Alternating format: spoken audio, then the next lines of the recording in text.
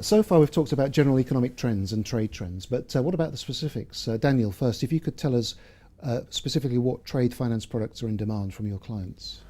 Yeah, I'm happy to do so. With the crisis and the developed emerging markets, we see from the long-dated ECA, export agency finance business, also to the medium-sized commodity trade finance business, a lot of demands. And as I alluded earlier to, on the more traditional, on short-term, letters of credit, guarantees, as well as the entire open account or supply chain space. And Marcus, cash management products, which are the most in demand from your financial institution clients? I think if you look at the business, there are two aspects we have to look at. First of all, it's the structure of the business, and secondly, it's the flow of transaction. Looking at the structure of the business, I think there are two areas of revenues for FIs in that segment. One is coming from the NII or from the interest side, and with the interest rates being quite low in these days, business models which are based purely on interest are no longer going to work. So clients have to change their business models if they are just based on NII.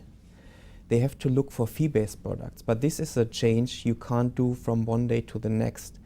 You have to rethink your strategy, and this is where we are helping our clients to achieve this change and to help them by leveraging the investments Deutsche has done.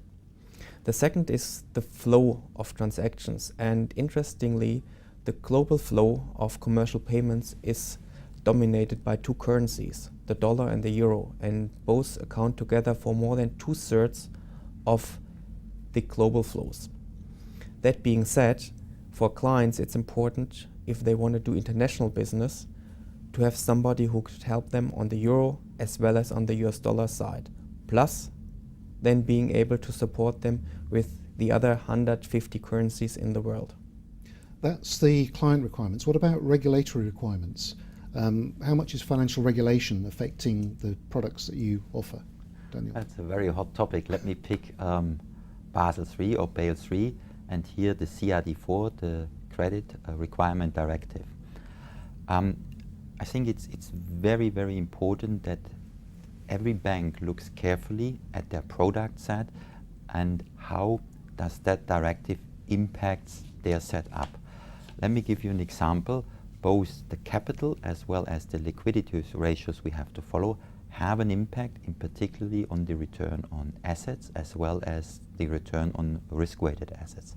There is an interesting paragraph in it which is called the asset value correlation, which penalizes if two systemic relevant or large banks do trade lending to each other, so you have to pay a surcharge. Having said that, we have done a very, very deep dive and have reviewed our business model, our client set, as well as our product set up to make sure we are producing the right returns and have the right resources available. Having said that, we have done a deep dive on our product set, on our business model and our client base so that we are fit for Bale III. So as we have to produce the right returns and ask for the right resources. I think Bale III is more geared towards more riskier products than to the traditional commercial banking products where also trade finance is a part of. I think SEPA is also a very good example where we have turned such a requirement into a business opportunity. We have become the thought leader for SEPA, but I think Marcus is better equipped to talk about our SEPA story. Yeah, Marcus.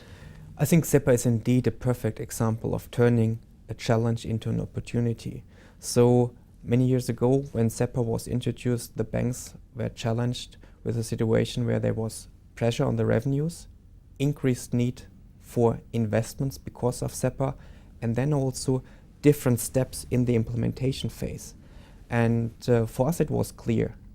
We said we have to invest in this space, and why don't we leverage the investments we're doing for ourselves, for our clients? And so we helped our clients being part of the solution and leveraging the strengths and the investment and the commitment of Deutsche Bank for their own clients in their countries and in their regions. And by benefiting from Deutsche Bank's solution, by using Deutsche Bank's solution, the clients could offer their corporate and retail clients first-class services, and so they awarded us with more and more business, and so this investment into SEPA, our commitments, got mutually reinforcing for us as well as for our clients and our partners.